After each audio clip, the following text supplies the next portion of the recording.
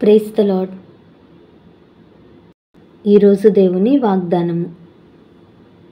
నాకు భయము సంభవించు దినమున నిన్ను ఆశ్రయించుచున్నాను. కీర్తనల గ్రంథము 56వ అధ్యాయం 3వ వచనం. ఈ వాక్యం ద్వారా మనం తెలుసుకోవాల్సిన విషయం ఏంటంటే, దావీదు భక్తుడు ఈ కీర్తన రాస్తూ, దినమెల్లా అనేకులు నా మీద పోరాడుతూ ఉన్నారు, నన్ను ద్వేషిస్తూ ఉన్నారు, నా మీద కుట్రలు పన్నుతూ నన్ను విమర్శిస్తూ ఉన్నారు, నన్ను బాధిస్తూ ఉన్నారు. నేను మేలు చేసినప్పటికీ కీడు చేసేవారు ఎక్కువైపోతున్నారంటూ బాధపడుతూ ఉంటారు. నిజమే కదా? మన జీవితంలో కూడా ఇలాంటి వారు ఎదురవుతూనే ఉంటారు. మనల్ని ఇబ్బంది పెట్టడానికి, బాధ పెట్టడానికి, మనల్ని హింసించడానికి చూస్తూ ఉంటారు. వారికి ఇంకా అదే పన్నట్టుగా జీవిస్తూ ఉంటారు. నాకు భయము సంభవించు దినమున, నాకు బాధ కలుగు దినమున నేను చేసే పని ఏంటంటే ప్రభువుని ఆశ్రయిస్తాను. నేను ప్రభువుని ఆశ్రయించినప్పుడు నాకు గొప్ప ధైర్యం కలుగుతుంది, గొప్ప నిరీక్షణ కలుగుతుంది.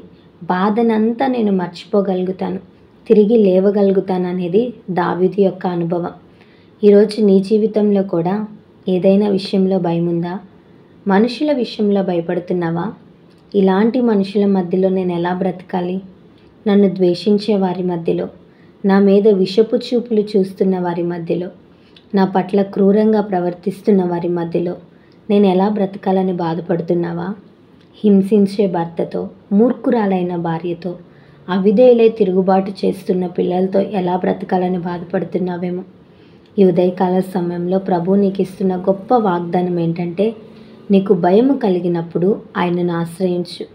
ప్రభు దగ్గరకు రా.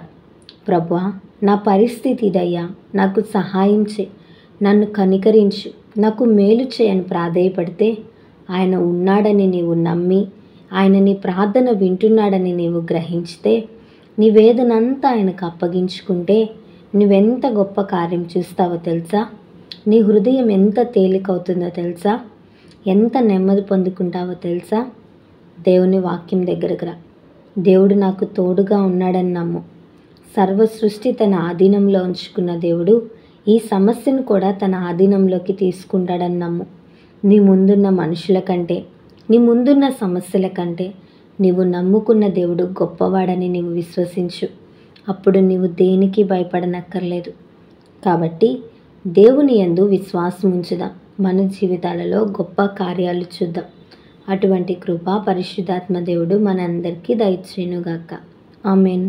ఈ వీడియో మీకు దీవెనకరంగా, ఆశీర్వాదకరంగా అనిపించినట్లయితే లైక్ చేయండి, షేర్ చేయండి, కామెంట్ చేయండి, సబ్స్క్రైబ్ చేసుకోండి. మీ ప్రార్థన అవసరతలను మాకు కామెంట్ రూపంలో తెలపండి.